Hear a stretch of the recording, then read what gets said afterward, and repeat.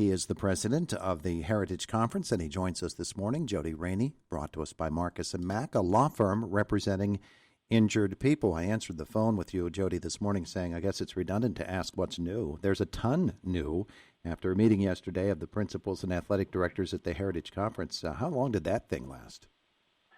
We went nearly 3 hours yesterday, I believe. So a lot of things to discuss and cover, but appreciated everybody putting the work in, and we know where we're heading moving forward, I believe.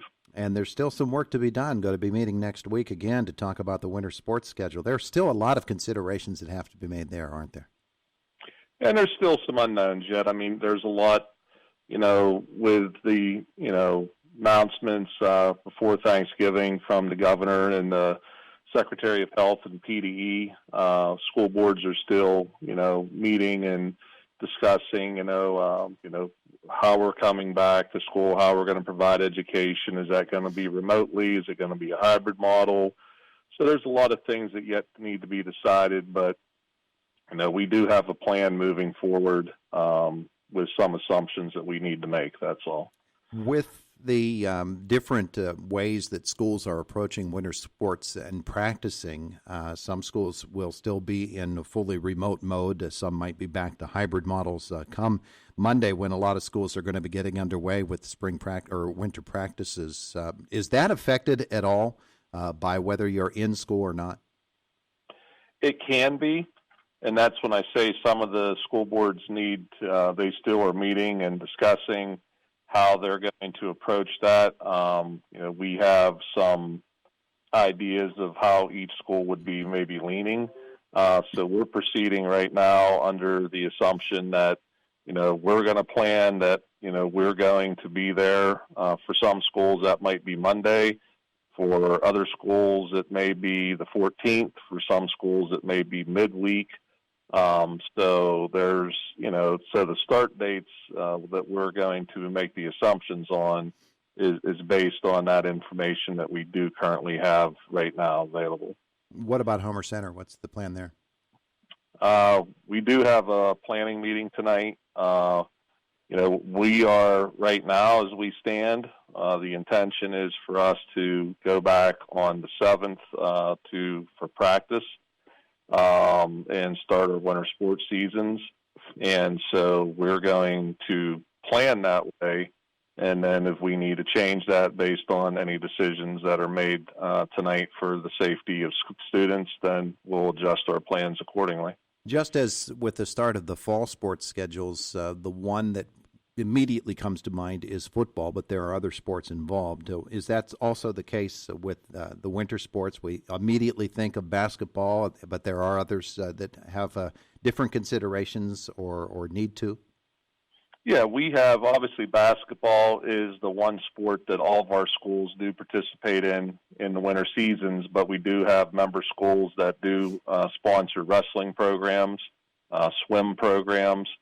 So those would be the three sports directly impacted for our winter sports seasons in the Heritage Conference. Even though we don't have Heritage Swim, we do have some schools such as Marion Center and Northern Cambria that do participate in swim. That we do have wrestling with United, Blairsville, Marion Center. So there are other sports that need to be considered too. We're talking with Jody Rainey, who is the president of the Heritage Conference. The postseason for Heritage Conference basketball up for discussion yesterday. Decisions made on semifinals and on finals in terms of dates. And unfortunately, the KCAC has to fall out of the mix for this year. I know that is much to the regret of everybody involved. Yeah, we took that decision up to basically the wire. And I think there's a couple factors that play into that decision. Obviously, number one is the restrictions on, capacity, how many that you could have go. Right now, it stands at 10% as far as people allowed in the facility, in an indoor facility. And so then also, out of respect to our sponsors, we have an abundance of sponsors that support the basketball championships. And, we also know that, not only are schools under some restrictions and some constraints, but so are a lot of our businesses, and so, we certainly appreciate our sponsors, and we want to be, respectful to them and acknowledge that, they're probably in the same boat as a lot of other businesses and people are. And so we just kind of thought it'd be best this year to go ahead and move forward with the championships, but not in the format at the KCAC. We have every intention on coming back in the following year to the KCAC. That is the crown jewel of the Heritage Conference, in my opinion, is the basketball championships at the KCAC. So we certainly, we are working hard to, make sure that we maintain our partnerships with everybody that's involved in that. We've had several conversations with the KCAC, and, so we appreciate everybody. But, yeah, unfortunately, this year we will not be going to the KCAC for a basketball championship. So for this season only, would the championships be held at the highest seeded school? Would they be held at a neutral court? How is that going to be handled?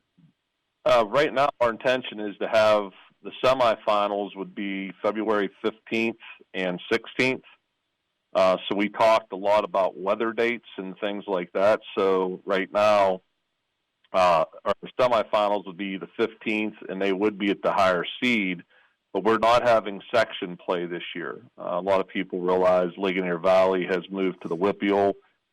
Cambria Heights is joining the conference next year. So this year, we're down to 9 teams, and so we decided to play each other twice.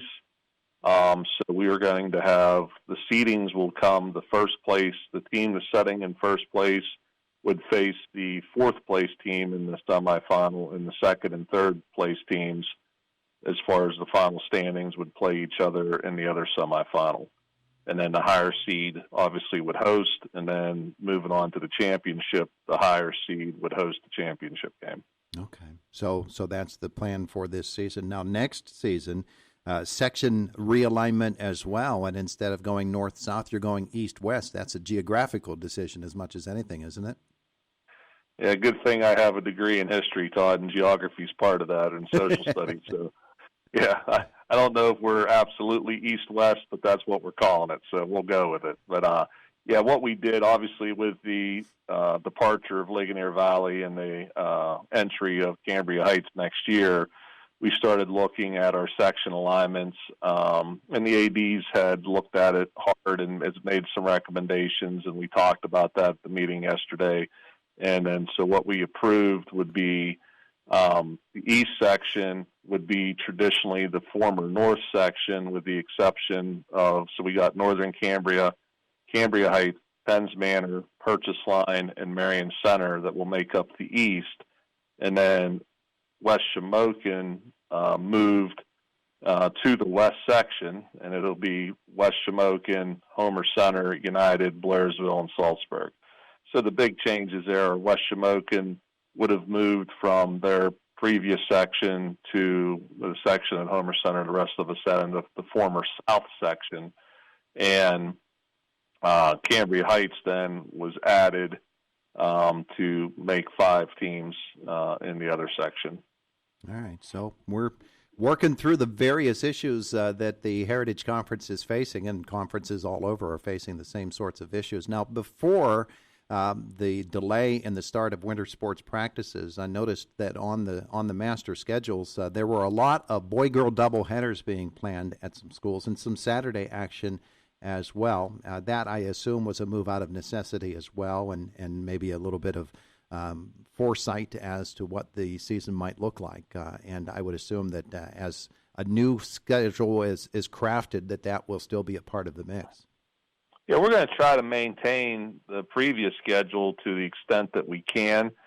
Part of the championships were scheduled originally for February 12th. So we moved them up like from Friday the 12th to Monday the 15th to give us that complete week where we would have had the semifinals and the final scheduled for additional makeup games. And also, then obviously we're going to have to probably find a way to play as many as 3 games a week. And then what the the concern is obviously you're playing in winter, so having cancellations due to weather is not uncommon. So, the fortunate thing about basketball, as I said many times, it's not ideal, but what makes it easier to reschedule games in football is you can play a back-to-back game. You can't do that in football. Mm-hmm. And so, it's not ideal, but if we have to play 3 games a week or we have to play 4 games a week, then we can do that. If we can look to Saturdays to play games that we need to play for our schedule, we'll do that as well. So I think that we all realize that we're taking the same approach, Todd, that we took with football, and that is we're just hoping to get our student athletes as many competitions as we can get them. If we can get to the end of the season, if we can get to the playoffs, then that's icing on the cake. It's about students, it's about the experiences, the opportunity to compete and display their skills. And so we're hoping to provide that as much as we can through, obviously, the course of the winter sports season. Yeah. And finally, we reach back to fall sports. Congratulate Penns Manor and Marion Center, the co-champions for football, and look forward to next season when the agreement with Westpac to continue that arrangement with the Westpac Heritage Crossover and the Appalachian Bowl, that is intact for another season. That has to feel good. It does. And I was pleased, and I think it was a mutual appreciation to Bishop Carroll for filling a need that we had to fill our schedules. And now with the addition of Cambria Heights, we no longer have that need, but Bishop Carroll was able to work out an agreement with the Westpac because they had a need to fill a schedule. So Bishop Carroll football, as an independent, not as a member of the Westpac, will be playing and helping, they'll fill their need for games, and it also fills the need to fill the schedule for the Westpac. So I'm very I'm thankful that, for what Bishop Carroll, I think we helped each other, but I'm also grateful that they were able to work out an agreement with the Westpac and continue to give their kids an opportunity to play football as well. Yeah, and the Appalachian Track and Field Meet is something we shouldn't overlook either. Yeah, it's we've been doing that for probably 3 or 4 years now. So it's scheduled for Friday, April 16th at Wimber, tentatively, obviously. And I just think it's a great chance for, a lot of times when you go to bigger meets around our area, you have the Indiana County meet, the Heritage meet, you're running against a lot of the same teams, and competing against the same teams. So to give some of our track athletes an opportunity to go down and see maybe some different competition that we don't normally see out of the Westpac, and even some of the schools in the Westpac belonging to District 5. I think it's just a great opportunity for the kids to have a big track meet experience and, again, some competition that's a little bit different than what they see on a day-to-day basis during our spring sports season. Well, a lot of folks are making a lot of decisions trying to get these seasons in and, of course, give these young student athletes a chance to compete in their sports, and it's a great effort and still more work to be done. Jody Rainey, thank you so much for being with us this morning. Appreciate it. Thanks, Todd. We appreciate, helping us get the word out and, always supporting our kids. So thank you for all you do, too. I appreciate that. Have a great day. You too, Todd. Talk to you soon. All right. There's Jody Rainey from the Heritage Conference.